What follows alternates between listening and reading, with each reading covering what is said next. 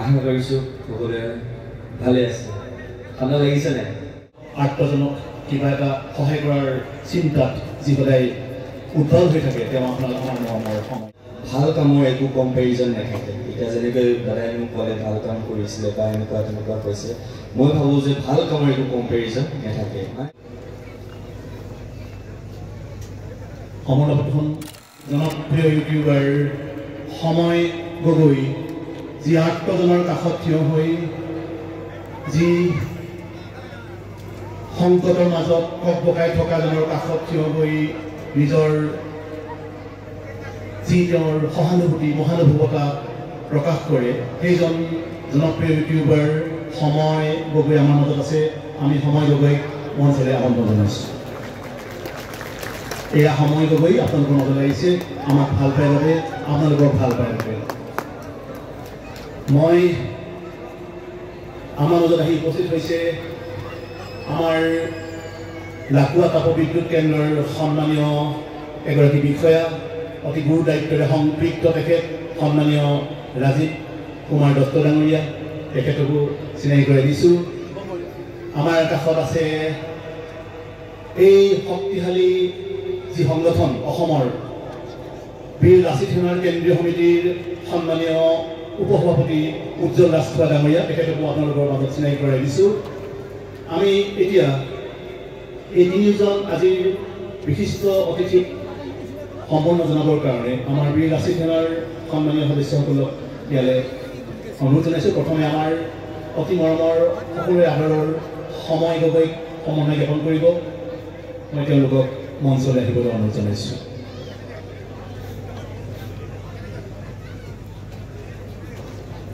মনৰ মাজত আত্মজনক কিবা এটা সহায় কৰাৰ চিন্তাত যি সদায় উদ্ভৱ হৈ থাকে তেওঁ আমাৰ মনৰ সময় গগৈ।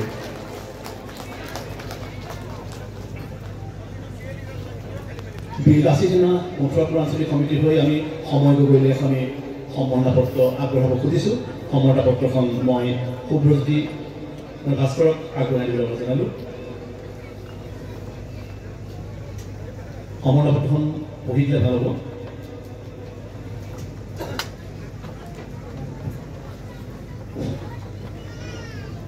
বীৰ লাচিত সেনা অসম মথুৰাপুৰ আঞ্চলিক সমিতি, জিলা চৰাইদেউ, স্থান চৰাইদেউ গ্ৰাম্য ক্ৰীড়া প্ৰকল্প মথুৰাপুৰ।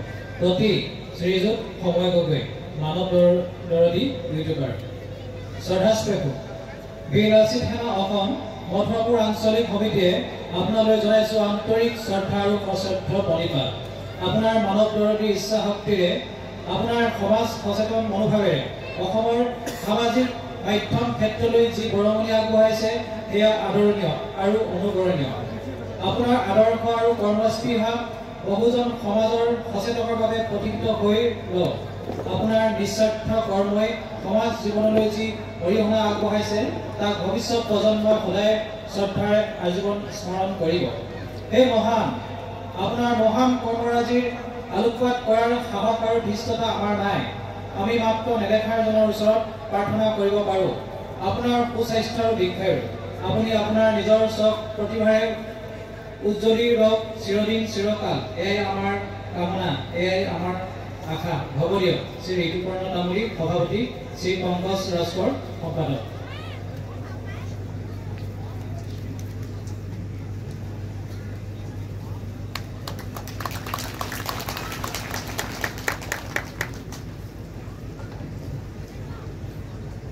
আপোনালোকৰ সকলোৰে চিনাকি, সকলোৰে আপোন, আমাৰ সকলোৰে মৰমৰ সেই সময় গগৈ আমাৰ মাজত আছে। সময়ে আজিৰ এই নাট্য সন্ধ্যাটি উদ্বোধন কৰিব, তেওঁলৈ মই নাট্যখনটো আগবঢ়াইছোঁ।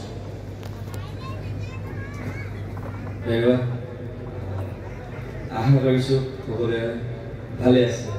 ঠাণ্ডা লাগিছে নাই? লাগিছে? সেয়াই আচলতে কি ক'ম, কেমেৰাৰ আগত কথা কৈ থাকিব হয়, কিন্তু সেয়াই মঞ্চ এখন যেতিয়া পাওঁ কি কওঁ কি নকওঁ যেন লাগে। আৰু তেনেকৈ আজি মাই পেলাই যি সন্মান পাইছোঁ, যি সম্ভাৱনা জনাইছোঁ তেওঁলোকে বহুত বহুত ধন্যবাদ।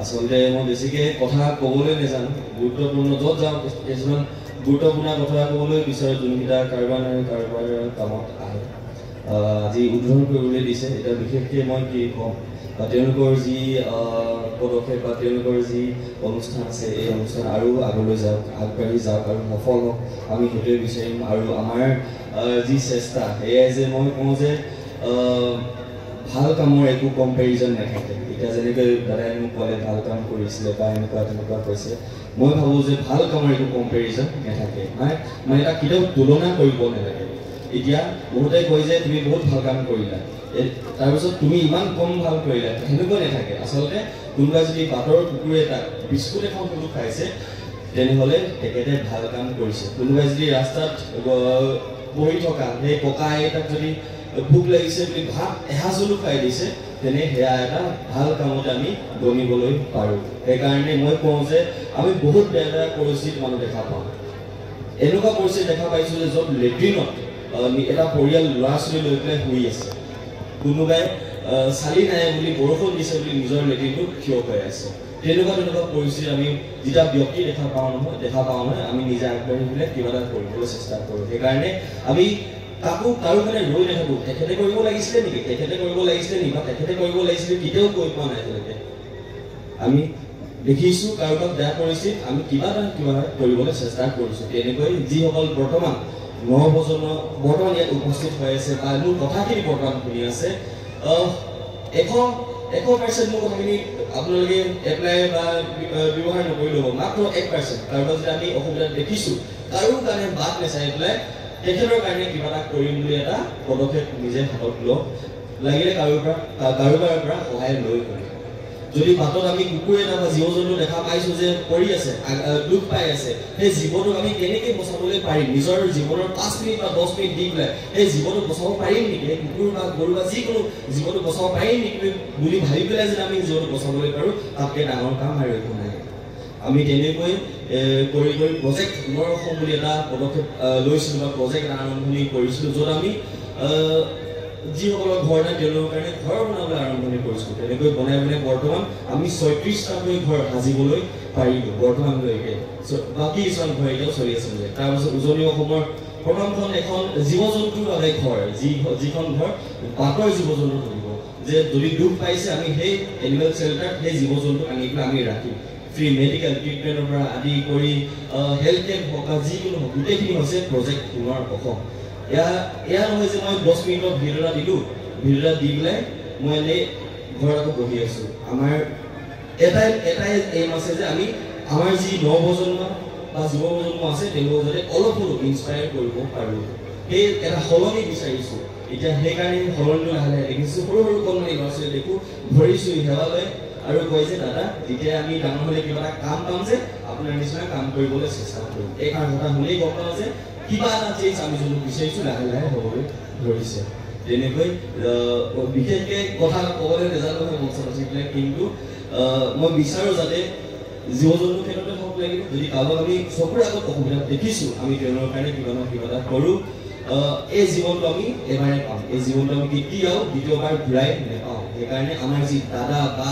ভণ্টি বা বন্ধু আছে তেওঁলোকক যিমান পাৰে মৰম কৰক কাৰণ এই যি দাদা মা দেউতা এই যে মায়ে ৰৈ থাকে ল'ৰাটো ওলাই গৈছে আহিব একেলগে ভাত খাম বুলি এই যে দেউতাই কোনে যে কিবা অসুবিধা কিবা লাগিব নেকি কি লাগিব কওঁ বুলি তেওঁলোক আমাৰ জীৱনত নাথাকিলে আমাৰ কি হ'ব এবাৰ ভাবি চাব সেইকাৰণে যিমান পাৰে এই জীৱনত তেওঁলোক মৰম দিয়ক তেওঁলোক কেতিয়াও এনেকুৱা পৰিস্থিতিত নানিব যাতে পাছলৈ আমি তেওঁলোক যাতে বৃদ্ধাৰ আশ্ৰমত ৰাখিবলগীয়া নহয় সেইকাৰণে যিমান পাৰে মৰম কৰক আৰু যিমান পাৰে গছ পুলি ৰুৱক আৰু সেয়াই আছিলে এইখিনিয়ে কওঁ আচলতে আৰু যিসকলৰ ধৰি লওক যিসকলে সপোন চাইছে নিজৰ জীৱনত কিবা নহয় কিবা সকলোৱে সফল হওক তাকে বিচাৰিম আৰু যেনেকৈ ভিডিঅ'বোৰ শেষ কৰোঁ দয়াকৈ সুবিধা অনুভৱীয় স্থাপিত মই মায়াকলৰ পৰা এই মঞ্চৰ পৰা দাদাহঁতৰ লগতে চাইন